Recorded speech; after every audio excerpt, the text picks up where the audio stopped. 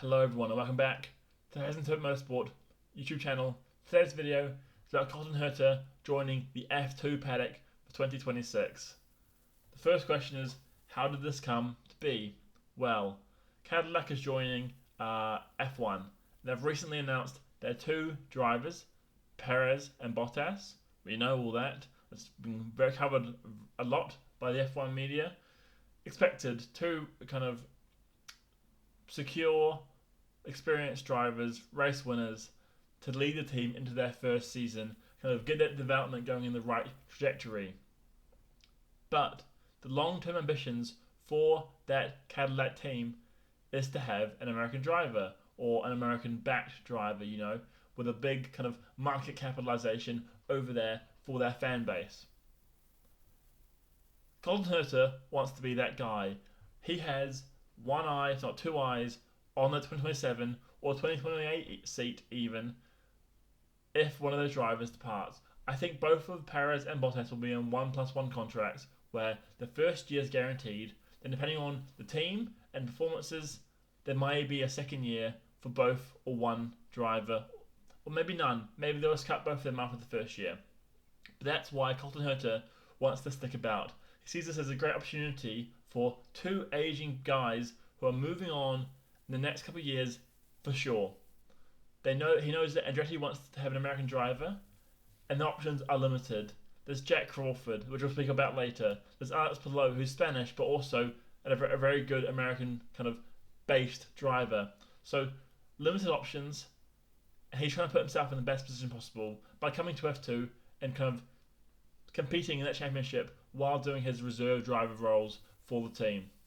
Learning off Bottas, learning off Perez while contributing to the team, and learning how an F1 team functions while also competing with those other F2 drivers who are also reserve development drivers for these F1 teams.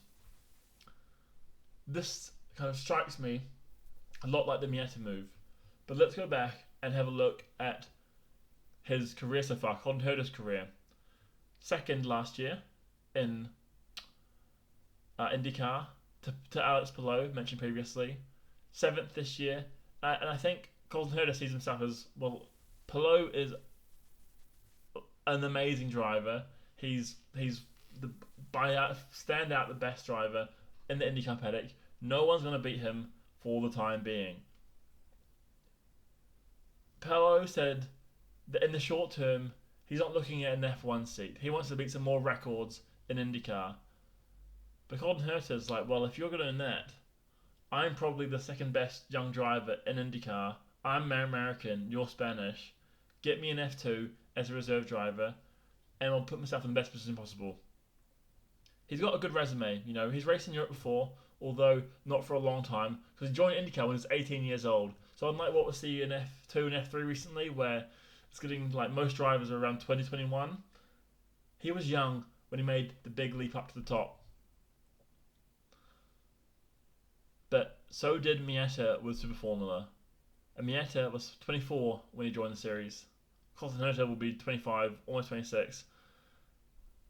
Mieta, I know, didn't have the kind of grand ambitions, and I know Super Formula isn't as kind of respected as a series as IndyCar, but it still has a lot of comparisons where it's, when you come from a different series, it's hard to adapt when these guys who are younger than you, who are probably better at switching and adapting because they've had to change series from F4 to F3 to F2 constantly, they're pretty better at adapting, to these European style cars, these Formula cars, rather than the IndyCar that they have over there, I'm sure racecraft would be excellent, but it's a setup, it's kind of knowing how to get the best out of the car itself instead of just kind of where to put your car on the track.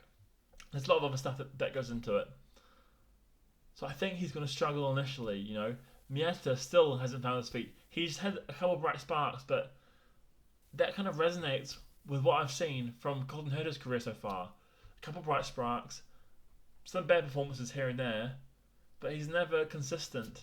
And what we've seen with an F2, with Fornaroli doing well, with Bortoleto doing well, with Dragovic, consistency is what wins you these kind of championships. Even Oscar Piastri, he was amazing and won loads of races, but he was still consistent as hell. Even the races he wasn't winning, he was getting on the podium. It's not like he was like, okay, I'll win 8, but I'll DNF the other 4. He was always there at his front. And I'm not sure Colton Herta will do the same thing. So let's have a look at kind of the other drivers. Let's imagine a world where, because if he does poorly, there's no way he's kind of sticking around for another year. Maybe actually he might do one more year if he keep both drivers, but there's no way he's sticking around for 2 years if he does poorly in both years. So let's have a look at the other drivers that he's kind of contending with, because there will be an American driver in that Cadillac seat in the next 2-3 years. I'm sure of it.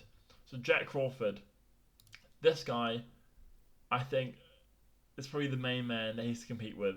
Crawford has the eyes on an F1 seat. He's starting to build ties with the Andretti Cadillac kind of loop package because he joined the Andretti Formula E team as their kind of reserve driver. He's building those relationships. He's like, I'm currently 3rd in F2 this year.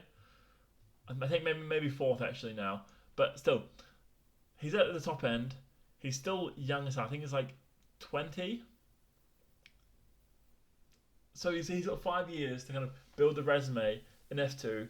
He knows the teams. He's been Aston Martin's reserve driver for yonks and yonks and yonks. Not as, I think, like less of a reserve driver, more of a development driver because of Dragovich there. But still, he has the experience over Colton Herta. So, yeah.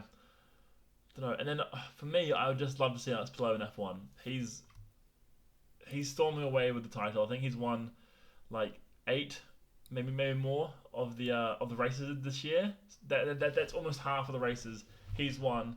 He has another 4 podiums, 5 podiums. So he's just incredible in that series. He's won the last 3 years. F1 is where he needs to come. He's still only 28, so he's not old by any means. I would love to see him in F1. He's got a big American support behind him. And I think, even though he mentioned it in the short term, he's not looking for an F1 seat. If the Andretti package becomes kind of competitive, and he gets offered it, saying, "Well, we don't. There's no good American drivers that are experienced. We might have to spend some time developing them ourselves. There are quite a few good ones coming through. 16, 17-year-olds, still 5-6 years off. But Palou, in the short term, medium term, is the guy with that kind of like that star power. You have Bottas and Perez kind of towards the end of their careers, but Palou is still experienced, still very, very fast, and also has a good 5 to 7 years ahead of him at the top level. So there's my take on it. Let me know what you think down in the comments below. Personally, I think he might get 5th to 8th, I think, in the championship.